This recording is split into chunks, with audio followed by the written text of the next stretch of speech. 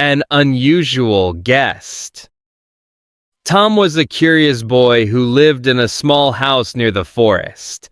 He had brown hair that was always messy and bright green eyes. His room was full of rocks, feathers, and interesting leaves that he had collected on his adventures.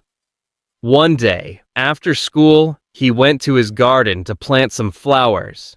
His teacher had given each student 3 sunflower seeds to take home and grow. The sun was shining and birds were singing.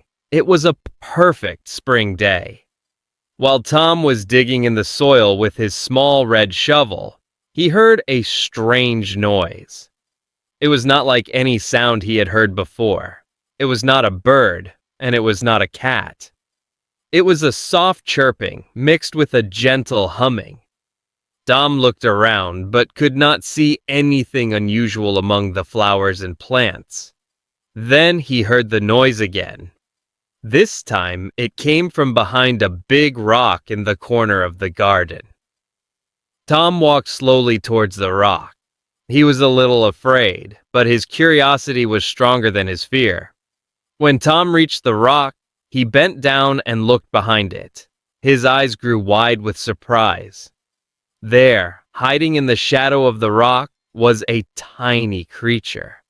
It was about the size of Tom's hand. It had smooth green skin that shimmered slightly in the sunlight. On its head were 2 small purple horns. Its big yellow eyes looked at Tom with fear. The creature was trembling slightly. "Hello," Tom said in a soft voice. "Don't be afraid. I won't hurt you." The creature blinked its big yellow eyes, but did not move. Tom thought for a moment. Maybe the creature was hungry. He ran into the house and came back with a piece of bread and some water. He placed them on the ground near the rock and stepped back. Slowly, the little creature came out from its hiding place. It sniffed the bread, then took a small bite. It seemed to like the food because it ate all of it quickly. Then it drank the water. Tom watched with amazement. He had never seen anything like this before. The creature looked at Tom with its yellow eyes. It did not seem afraid anymore. As the sun began to set, Tom knew he had to go inside for dinner. He didn't want to leave his new friend, but he had to. He decided to make a small home for the creature. He found an old shoebox in his room. He put soft grass and leaves inside it to make a comfortable bed. Then he placed the box behind the rock. The creature watched as Tom prepared the box. When Tom was done, the creature climbed into the box and curled up on the bed of grass and leaves. It looked happy and comfortable. "Good night," Tom whispered. "I'll see you tomorrow." That night, Tom could hardly sleep. He was too excited about his unusual guest. He wondered where the creature came from and what it was doing in his garden. The next morning, Tom rushed to the garden as soon as he woke up. He was afraid that the creature might have left during the night. But when he looked behind the rock, he saw that the creature was still there, sleeping peacefully in the box. For breakfast, Tom brought some fruits and nuts for the creature. It ate everything with great pleasure. After eating, the creature seemed more active and playful. It climbed onto Tom's hand and sat there, looking at him with its big yellow eyes. Tom decided to call the creature Max. He didn't know if it was a boy or a girl, but the name Max seemed to fit. Max seemed to like the name because it made a happy chirping sound when Tom called it Max. Days passed, and Tom and Max became good friends. Tom would go to school during the day, and when he came back, he would rush to his garden to spend time with Max.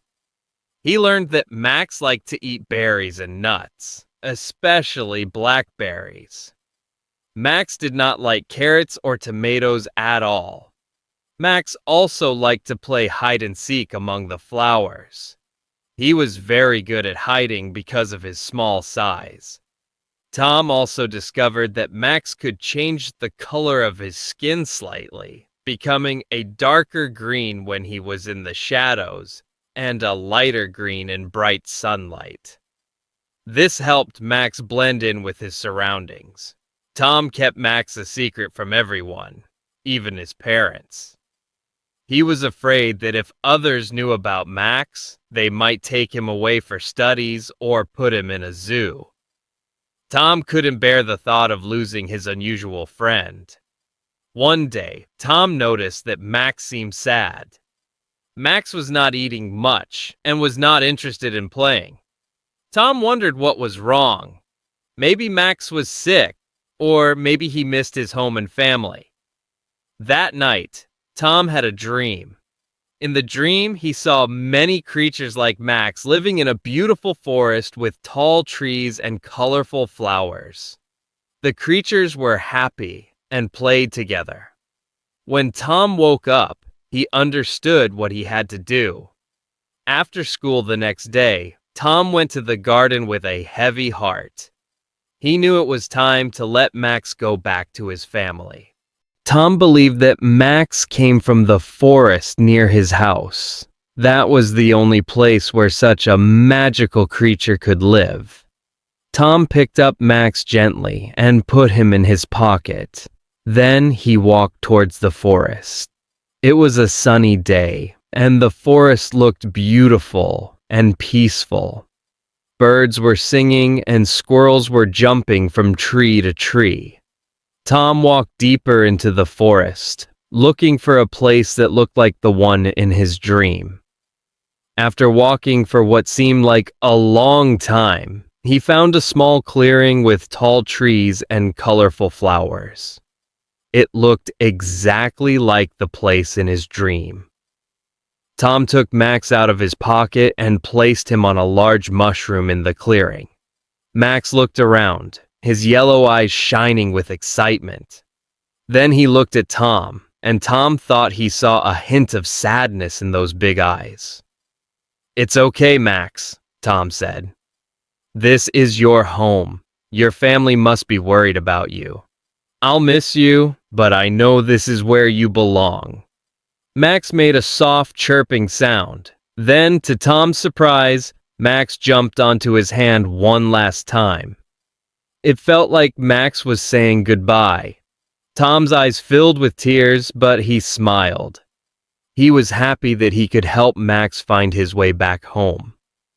Suddenly, Tom heard rustling sounds from the bushes around the clearing. One by one, creatures like Max appeared from behind trees and under mushrooms. They were all different colors: green, blue, purple, and yellow. Some had longer tails than Max, while others had 3 horns instead of 2. They all had the same big eyes that seemed to hold ancient wisdom.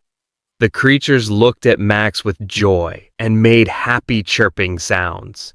They danced around him, touching his horns and tail as if checking that he was real. Max jumped down from Tom's hand and ran towards the other creatures. They welcomed him with happy chirps and hugs. It was clear that they were Max's family and friends. Tom watched with a mixture of happiness and sadness as Max reunited with his family. As the sun began to set, Tom knew it was time to go home. He took one last look at Max, who was now playing happily with the other creatures. Max saw Tom looking and waved his tiny hand. Tom waved back, then turned and began to walk home. On his way back, Tom felt a sense of peace. He had done the right thing by bringing Max back to his family. Even though he would miss his unusual friend, he was happy for Max. When Tom reached home, he went straight to his garden. It felt empty without Max, but Tom knew that Max was where he belonged. He sat on the rock where he had first found Max and looked at the stars that were beginning to appear in the sky. From that day on, Tom continued to visit the forest regularly. Every Saturday morning, he would spend hours exploring the forest. He never saw Max again, but sometimes, when he sat quietly in the clearing, he thought he could hear happy chirping sounds in the distance. Once, he even found a tiny basket filled with unusual berries left on the mushroom where he had last seen Max. As he grew older, Tom became a scientist who studied and protected forests. He never told anyone about Max, keeping it as a special memory in his heart. But his experience with Max influenced his work and his love for nature. And sometimes, on quiet nights, Tom would look at the stars and remember his unusual guest. A small creature with green skin, two horns, and big yellow eyes who had become his friend and changed his life forever.